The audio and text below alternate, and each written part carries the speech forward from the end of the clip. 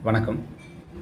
நம்ம பாதுகாக்கிற, நம்ம பராமரிக்கிற, நம்ம உணவு போடுற அ நம்ம விலங்குகளுக்கு, அ அந்த செல்லப்பிராணிகளுக்கு, அந்த தெருவுல யாருமே இல்லாம நிராதரவா இருக்கிற அந்த பிராணிகளுக்கு ஏதாவது ஒரு பிரச்சனை, அவங்கள யாராவது காயப்படுத்தினாலோ, இல்ல ரீலொகேட் பண்ணாலோ, இல்ல அவங்க உயிருக்கு ஆபத்து ஏற்படுற மாரி ஏதாவது மேஜரான ஒரு துன்புறுத்தல்ல ஈடுபட்டாலோ என்ன செய்றது? அப்படின்னு நம்ம நெறைய பேர் திணறி போயிருவோம். அதே நேரத்தில இப்போ அதையும் தாண்டி உணவு வைக்கிறவங்களுக்கு நடக்கிற அந்த கொடூரங்கள் இன்னும் அதிகமா இருக்கு.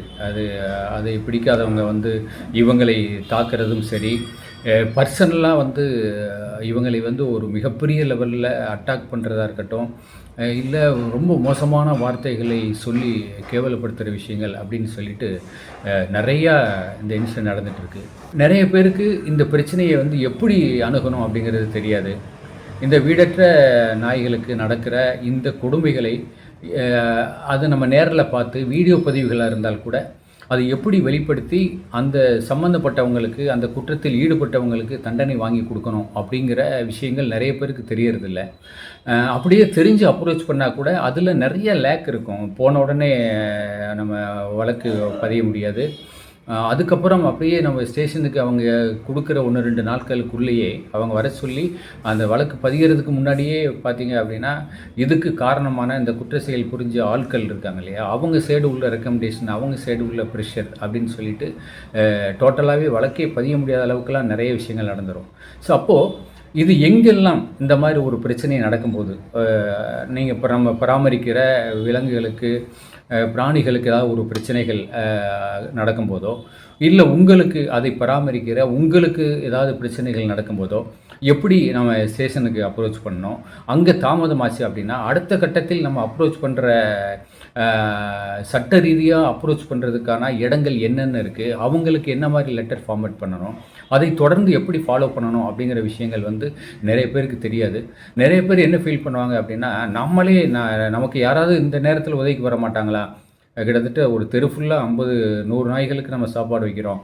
இத்தன வருஷம் நம்ம சர்வீஸ் பண்றோம். இந்த மாரி ஒரு இக்கட்டான நேரத்தில அந்த குட்டி தாக்கப்பட்டாலோ, இல்ல இவங்க தாக்கப்பட்டாலோ, நமக்கு ஒரு உதவிக்கு யாருமே இல்லையே அப்படின்னு ஆதங்கப்படுறவங்க நெறைய பேர் இருக்காங்க. அதுக்காக தான் இந்த வீடியோ. இதில பேசியிருக்கிற மிஸ்டர் சுபியன் அவர் சேலத்தை சேர்ந்தவரு. ஒரு மிகப்பெரிய ஒரு அனிமல் ஆக்டிவிஸ்ட்டு. அவரு நெறைய பிரச்சனைகளை இந்த மாரி ஃபீடரோட இஷ்யூவா இருக்கட்டும், அதே மாரி இந்த விலங்குகளுக்கு நடந்த, இந்த அப்பாவி பிராணிகளுக்கு நடந்த நெறைய குரியாலிட்டிய சட்ட ரீதியா ரொம்ப நுணுக்கமா, ரொம்ப பொறுமையா, ரொம்ப லீகல் ப்ரொசீஜர்ஸோட அவர் ஃபாலோ பண்ணி, அந்த சம்மந்தப்பட்ட குற்றவாளிகளுக்கு தண்டனை வாங்கி குடுத்துருக்காரு. இப்ப சமீபத்தில ராமநாதபுரத்தில நடந்த ஒரு அ ஒரு இன்சிடென்ட் நம்ம பார்த்துருப்போம். ஒரு 20 நாள் ஆன ஒரு குட்டி நாய்க்குட்டிய கல்லாலேயே அடிச்சு கொன்னுருக்காங்க. அந்த வழக்கை நம்ம இவரு சுவியன் சார் அவரு தான் எடுத்து ஹேண்டில் பண்ணாரு. ஸோ அப்போ இந்த வழக்கு யாருன்னே தெரியாது. ஆனா அடிச்சு கொன்னுருக்காங்க. அந்த தகவலின் அடிப்படையில அந்த சம்மந்தப்பட்ட ஆட்களை அவர் எப்படி ட்ரேஸ் பண்ணாரு? அதுக்கான ஆதாரங்களை அவர் எப்படி திரட்டினாரு? போலீஸ் ஸ்டேஷன் போம்போது அங்க நடந்த விஷயங்கள் என்ன? அங்க தாமதமாகும்போது இவர் அடுத்தடுத்த ஸ்டெப் யாரையெல்லாம் இவர் கான்டாக்ட் பண்ணாரு? கடைசியா எப்படி அந்த குற்றம் சாட்டப்பட்ட 3 பேரையும் அ சட்டத்துக்கு முன்னாடி நிறுத்தினார் அப்படிங்கிற இந்த ஆர்டர் இருக்கு இல்லையா? இந்த ஆர்டர் நமக்கு எல்லாருக்குமே உள்ள ஒரு முக்கியமான ஒரு ஆர்டர். இதை கண்டிப்பா அனிமல் ஆக்டிவிஸ்ட்டா இருக்கட்டும், இல்ல இந்த செல்லப்பிராணிகள் மேல, இந்த வீடற்ற பிராணிகள் மேல அவங்களுக்கு பாதுகாப்பா இருக்கிற ஒவ்வொருத்தரும் தெரிஞ்சுக்க வேண்டிய ஒரு விஷயங்களா இருக்கட்டும். இது தெரிஞ்சுக்கும் இது நம்ம அந்த சட்ட நுணுக்கங்களை தெரிஞ்சு எப்படி அப்ரோச் பண்ணணும் அப்படிங்கிற அந்த விஷயங்கள் நமக்கு தெரிஞ்சது அப்படின்னா, நமக்கு ஆதரவுக்கு யாராவது வரமாட்டாங்களா? அப்படிங்கிற அந்த ஏக்கமும், அந்த பயமும், தயக்கமும் போயி, நாமளே அந்த மாரி பிரச்சனை நடக்கிறவங்களுக்கு ஒரு ஆதரவா கை குடுக்கிற ஒரு சூழலுக்கு நம்ம தயாராக முடியும் அப்படிங்கிறது தான் என்னோட ஒரு தாழ்மையான வேண்டுகோள். சுபியன் அவர்களோட இந்த ஆடியோவை தயவு பண்ணி எல்லாரும் முழுசா கேட்டு பயன்பெறணும் அப்படிங்கிறது என்னோட வேண்டுகோள். நன்றி. கல்ல வச்சு அடிச்சு கொன்னுட்டாங்களே! அட பச்சை புள்ள இது. ஐயோ! என்ன இப்படி கிடக்கு இவ்ளோ கல்லு? அட சண்டாளத்தனமே! இது பயப்படுது.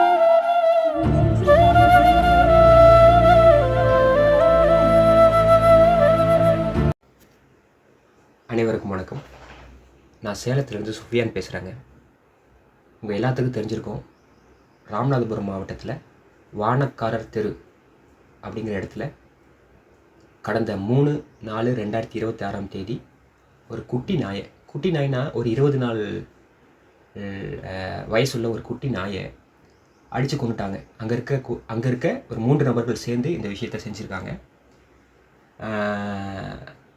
எப்படின்னா, பொதுவாகவே நாய்களை பிடிக்காதவங்க, விலங்குகளை பிடிக்காதவங்க என்ன பண்ணுவாங்க அப்படின்னா, எப்படி அவங்கள தற்காத்துக் கொள்வாங்க, நம்ம அவங்கள டிஃபெண்ட் பண்ணுவாங்க அப்படின்னா, நாய்கள் எங்களை கடிக்க வந்துச்சு அதனால தாக்கணும், நாய்கள் எங்களை கடிச்சிருச்சு அதனால நாங்கள் அதை அடிச்சிட்டோம், அதை நாங்கள் கொண்டுட்டோம், நாங்கள் என்ன சார் பண்ண சொல்கிறீங்க, எங்கள் உயிர் முக்கியமா அது உயிர் முக்கியமா இப்படின்னு சொல்லிட்டு டிஃபெண்ட் பண்ணுவாங்க. ஆனால் இந்த விஷயத்தில் அப்படி இல்லைங்க. ஒரு 20 நாள் வயசுள்ள ஒரு குட்டியை அங்கே இருக்கிற ஒரு கேர்டேக்கர் தண்ணி வச்சு பால் வச்சு பராமரிச்சுட்டு வந்துட்டுருக்காங்க. அது அந்த இடத்துக்குள்ளே சுற்றி வருது. கல்லெல்லாம் வச்சு வெளியே போகாமல் இருக்கிறதுக்காக, வெளியே வந்து அடிபட்டுறக்கூடாது அப்படிங்கிறதுக்காக கல்லெல்லாம் வச்சு அதுக்குள்ளே அந்த நாய்க்குட்டியை வச்சுருக்காங்க. இதை வந்து நம்மளால் டாலரேட் பண்ணிக்க முடியல. எதுவுமே இருக்கக்கூடாது, நாய்களே இருக்கக்கூடாது அப்படின்ற ஒரு மனநிலையில் நாய்க்குட்டியை அடித்து கொண்டுட்டாங்க. இது மட்டும் இல்லாமல் அங்கே இருக்கக்கூடிய பல நாய்களை அடித்து காயப்படுத்தியிருக்காங்க. ஸோ இந்த விஷயமா பஜார் காவல் நிலையத்தில் சிஎஸ்ஆர் பதிவு பண்ணப்பட்டுச்சு. இந்த விஷயத்தை நம்ம அனிமல் வெல்ஃபேர் போர்டு, காவல்துறை உயர் அதிகாரிகள், மாவட்ட கால்நடை பராமரிப்புத்துறை, ராமநாதபுரம் நகராட்சி இவங்களோட நாலேஜுக்கெலாம் கொண்டு போகணும். வருங்காலத்தில் இந்த மாதிரி நிகழ்வுகள் நடந்துடக்கூடாது அப்படிங்கிறதுக்காக கொண்டு போனோம். இதுக்கப்புறம் சிஎஸ்ஆர் பதிவு பண்ணாங்க. சிஎஸ்ஆர் பதிவு பண்ணும்போது நம்ம காவல்துறையில் பேசணும். ஏன்னா ஒரு அனிமல் இறந்துருச்சு, ஒரு அனிமல் வந்து ஊனமாயிடுச்சு அப்படின்னா அதை வந்து பிஎன்எஸ் சட்டம் பிரிவு 325 படி வழக்கு பதிவு செய்யணுங்க. ஸோ இதெல்லாம் பண்ணதுக்கப்புறம் சிஎஸ்ஆர் வந்து எஃப்ஐஆராக கன்வெர்ட் பண்ணாங்க. ஸோ இது வந்து நான் சொல்லும்போது ரொம்ப ஈஸியாக இருக்கும். ஆக்சுவலாக சிஎஸ்ஆர் டு எஃப்ஐஆர் அப்படிங்கிறது நிறைய இடங்களில், தமிழ்நாட்டில் நிறைய இடங்களில் இந்த மாதிரி விஷயங்களுக்கு வழக்கு பதிவு செய்கிறதில்ல, சிஎஸ்ஆர் பதிவு செய்கிறதில்ல, அப்படி கண்டு காணாத மாதிரி. ஏன்னா இதில் என்ன பிரச்சனைகள் இருக்குன்னா, நம்ம as a animal lover, animal பீப்புள்ஸாக நமக்கு நிறைய விஷயங்களில் வந்து சில தயக்கங்கள் இருக்குது, சில விஷயங்கள் தெரியாமல் இருக்கலாம். ஸோ இந்த மாதிரி விஷயங்களை வந்து நம்ம தெரிஞ்சுக்கணும். ஒரு ஒரு ஒரு அனிமல் குவாலிட்டி நடந்துருச்சு அப்படின்னா 1 நாள்லேயோ 2 நாள்லேயோ 3 நாள்லேயோ 1 வாரத்துலேயோ எஃப்ஐஆர் ஆகுறது இல்லைங்க. நிதர்சனமான உண்மை அதாக இருக்குது. இந்த விஷயத்தில் கூட தொடர்ந்து நம்ம வந்து பேசிக்கிட்டே இருக்கோம், அஃபீஷியல்கிட்ட பேசிகிட்டு இருக்கோம். சரி, இது வந்து இப்படி நடந்துருச்சு, சிசிடிவி ஃபுட்டேஜ் பாருங்கள் அதில் இருக்குது, பதிவாயிருக்கு. ஸோ இந்த மாதிரி விஷயங்களை வந்து நம்ம தொடர்ந்து வந்து வலியுறுத்தின் மூலமாக தான் இது வந்து எஃப்ஐஆராக ஆகுது. ஸோ தமிழ்நாட்டில் பெரும்பாலான இடங்களில் நிலைமை இதுதான். ஸோ அதனால் நான் என்ன சொல்ல வரேன் அப்படின்னா, இதன் மூலயமா ஆஸ் அனிமல் பீப்புளாக நம்ம ஒரு ஒரு வழக்கை கொண்டு போகிறோம், ஒரு புகாரை கொண்டு போகிறோம் அப்படின்னா அதை தொடர்ந்து ஃபாலோ பண்ணணும் கடைசி வரைக்கும் அப்படிங்கிறது வந்து, நீங்கள் புகாரை கொடுக்குறீங்க, கொடுத்த அன்னையிலேருந்து நீங்கள் கொடுத்து அடுத்த நாள் போய் ஃபாலோ பண்ணலாம். இல்லை புகாரை வாங்க சில இடங்களில் மறுத்துடுறாங்க அப்படின்னா நீங்கள் பதிவு தபால் மூலமாக புகாரை அனுப்பணும்.